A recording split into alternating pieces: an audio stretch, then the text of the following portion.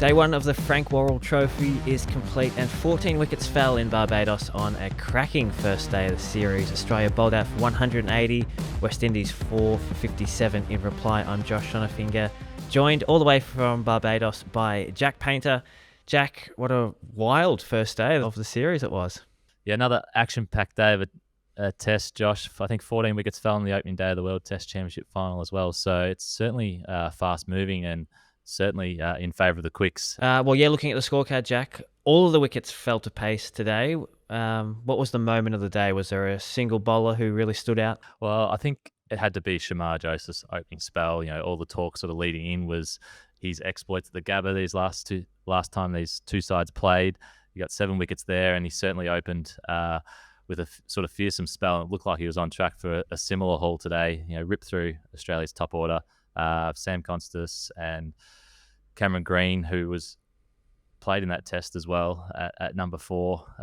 But yeah, certainly looked like he was on straight away, and his lengths were impeccable, hitting the top of the knee roll and, you know, finding the edge, you know, plenty of times. So yeah, I think that was sort of the moment of the day, that opening spell, and it set the tone for the rest of the day, as pace dominated and runs proved hard to find. And then a bit later in the day, there was a bit more Shamar magic. I'm going to tee you up for this one, but the ball of the day had to be the Bo Webster one, surely. It had to be, didn't it? I don't think Bo would have ever faced Shamar before, and he certainly won't want to again anytime in a hurry. But that was a beauty, wasn't it? Sort of angled in, nipped away, beat him on the outside edge, and, you know, just clipped the top of the off bail. So pretty unlucky for Webster, I would imagine. But you're not going to get too many better balls than that. Yeah, you can see that one on the CA Live app if you haven't already. Now, obviously, the bowlers were the stars today. Was there an innings that stood out, though? I think Travis Head's counter-attack, it sort of allowed Australia to build a bit of a foundation. He put on a good little partnership there with Usman Khawaja. Kind of got Khawaja going as well. Khawaja was pretty stagnant to start the innings, as he would be losing his partners at the other end. But I think, Travis Head came out, hit the first boundary of the day in the 16th over. So, you know, just showed how much the West Indies quicks were on top to sort of open the day. But sort of Travis Head sort of released the shackles a little bit, allowed Khawaja to get into his groove, and then he hit a 6 and sort of got going from there. So I think that sort of innings allowed Australia to get up to 180, which could in fact be a score that gives them a lead the way the game ended. The way the day ended with, you know, Mitchell Starc, Cummins and Hazelwood sort of running through the top order of the West Indies. Those guys, Khawaja and Head, they put on about 100 partnership, maybe a little bit less. Did it feel 89 like... it was, yeah. Yeah, did it feel like that they were going to post a good total at that point in time? I mean, once you put it on a stand like that, obviously the favour's in the batters' side.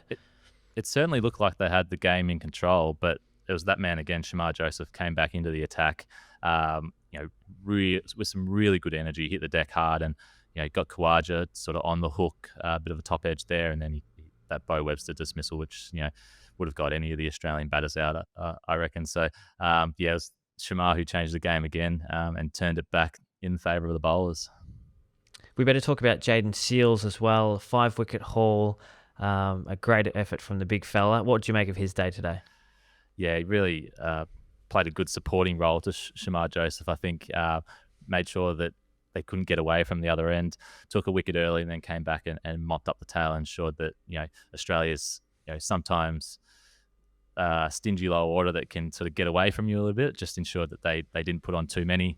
And that was his third 5-wicket haul in Test. He said it was his best one post-play when we spoke to him. It was sort of his most consistent. He was happiest with, you know, the way he was bowling. So, huge plus for Jayden Seales, and huge plus for the West Indies that they've got someone who can support Shamar Joseph, because, you know, Alzari didn't really look threatening with the sort of bowling at first change. So, it's good that they've got someone who can, you know, bowl from the other end with Shamar and really put the pressure on the Australians.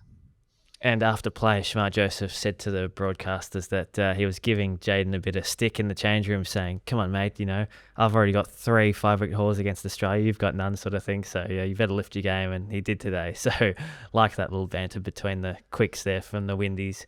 Any controversies today, Jack? There was. It was one of those catch referrals that, you know, it's so tight. there's a couple of blades of grass in it, and the cameras sort of don't give the full description of what happened. So Travis Head got an under edge off Shamar as well. It carried, whether it carried or not, it's hard to tell, but Shy Hope got his gloves to it. Third umpire said there just wasn't enough evidence to say that it had carried conclusively, so gave it not out. Didn't cost the West Indies too much. Head was on just past his 50 at the time. It was ended up out for 59, so it didn't cost them too much, but it was just one of those ones where it's hard to tell on the television replays. It could have gone either way, but it didn't really matter too much in the end. But it was an interesting moment, that's for sure. Sounds like if you were the third umpire, you would have given it, Jack. Probably would have. Yeah, it looked like he got his gloves under it. But again, hard to tell because we've seen those over the years given either out or not out. There's certainly some guys in the press box who thought it was out. Andrew McGlashan from ESPN Cricket Info tweeted that it was out. So yeah, it was one of those line ball ones where you couldn't be too disheartened if it went either way. And Travis Head sort of said that post play that he sort of had his reasons for sort of sticking around, and the West Indies obviously thought it was out as well. So depends what side of the fence you're on what team you support as to what you're going to think on that one. Yeah, shout out to Andrew McGlashan. Nasher, he's one of the best in the business, isn't he? Speaking of best in the business, Australia have one of the best gully fielders in the business, Cameron Green, but the West Indies put their debutant Brandon King there today and didn't quite go to plan, did it, Jack? No, it was a tough initiation for Brandon King in the gully. Fielding in the gully to Shamar Joseph is hard enough as it is, but especially on debut when there's a few nerves fluttering around. He spilled green early. Fortunately, that didn't cost them too much, but he also dropped Khawaja later on, which also didn't cost them too much. But tough little initiation. The earlier drop actually of Khawaja cost them a little bit. 41 runs in the end. Shamar could have had 3 wickets in that opening spell. He had Khawaja sort of stuck on the crease, edging to the skipper of Roston Chase at first slip, who put it down. And Khawaja went on to add another 41 in that partnership that we talked about with Travis Head. So a few blemishes in the field for the West Indies on day one, and hopefully it doesn't cost them too much as the game progresses, because they've got a bit of work to do to match Australia's first innings total. Yeah, well, and another 5-wicket haul goes begging for Shamar. 3 drop catches off his bowling, in fact, I saw. So bad luck for him, but a good result overall. What was unexpected today? What didn't you see coming? I just think another day of, the Aussie batting woes. It's all this talk sort of leading in after the World Test Championship final where they kind of faltered a little bit. They've played around with the top order and the combinations there. They were hoping this would be the one that would stick for them. I know it's only day one of the series, but you want to get off to a good start on day one of the series. And, the guys, Sam Constas, Cameron Green, they've all looked good sort of leading into this series, leading into the World Test Championship final. Josh Inglis had a good start to his Test career. It's just one of those ones that you want, the Australian selectors would want them to come off straight away so they can have that sort of justification as to why they've picked him, why they've dropped Marnus Labuschagne, that kind of thing. And it just didn't work for them today. But there's still plenty of cricket left in this game and in this series. So, hopefully we'll see the best of those guys as the series progresses. Yeah, and Australia could have a first innings lead, which would also give those batters a bit of breathing room as well, which could be a real positive. Let's look at the kit watch, Jack. I've got you to cast your eye over the crowd and over the players. Anything standing out from today's play? It's always a colourful crowd at Barbados.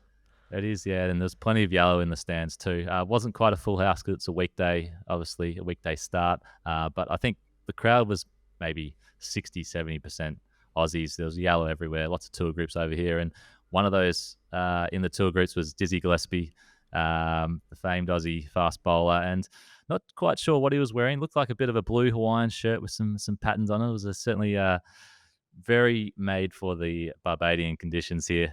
So he certainly looked the part when he was interviewed on the broadcast throughout the day. And then I also caught up with some old schoolmates who are here, sort of traveling through for the test. They'll be here for days 1 and 2. So shout out to them. But they had a retro Aussie 1996 World Cup kit on. Wow, love that. With the ACB logo as well. So I thought that was a nice touch. So that was the one with yellow and sort of Australia emblazoned in like a green panel across the front, and then some green and white stripes down the front of the top. So I certainly thought they looked the part as well. But yeah, plenty of yellow in the crowds. The swimming pool here, Josh, unfortunately, it's not quite filled yet. There were still a few fans who got in there sort of ankle deep water, sprayed the hose over themselves. But yeah, it's a sad looking swimming pool at the moment. Wow. Okay. I wonder why they wouldn't have got that filled up in time for the test match. Maybe an OHS sort of thing there. Maybe it'll be good for the weekend if the game goes that far. Good idea. Now, you mentioned Jason Gillespie. Before I let you go, we better talk about the current Aussie Quicks, obviously him being a former great. But the Aussie Quicks finished the day well. Mitchell Starc got 2 wickets, Cummins and Hazelwood 1 each. They did, yeah. And, it was Mitchell Starc again with the new ball. He's so potent with that new ball. We saw it in the World Test Championship final against South Africa. He really, as disappointing as Australia's batting effort was, they instantly sort of get back on the front foot, gain that momentum back. He was able to get through both openers, Craig Brathwaite and John Campbell, pretty quickly. And then, that just swings the momentum straight away back in favour of Australia. And, it's a pretty good bowling attack when you've got Pat Cummins coming on first change and he can pick up another wicket, as well as Josh Hazelwood towards the end of the day. So that bowling attack is certainly keeping Australia in these contests at the moment. And it's sort of set them up to really push hard again at the start of day 2 and hopefully for them get a first innings lead. Now, Jack, everybody loved your lunch reviews from the Lords tea room. Now we want to hear what they served up in Barbados, obviously known for their great seafood and lots of rice and noodles from their East Asian influence. What did you get today? Well, those fans are going to be disappointed. It was a tough initiation to the press box in Barbados today. The caterers went MIA about half an hour before lunch. So we didn't get lunch at the lunch break. We sort of had it afterwards. And then by the time I sort of got to it, all that was left was a bit of mashed potato. So just had some mashed potato and a couple of crackers and the Coke Zero, and that was about it. So hopefully picks up on day 2. But yeah, the food here has been very good so far. Lot of chicken, a lot of fish. Everyone who follows cricket.com.au would have seen Cuz's fish shack and the fish burgers with cheese that we're raving about. So nothing to disappoint there, but yeah, hopefully a better showing at Kensington Oval on day 2. Yeah, good luck with that, mate, and appreciate the updates. We'll touch base with you again tomorrow. Sounds good. Talk to you then, Josh.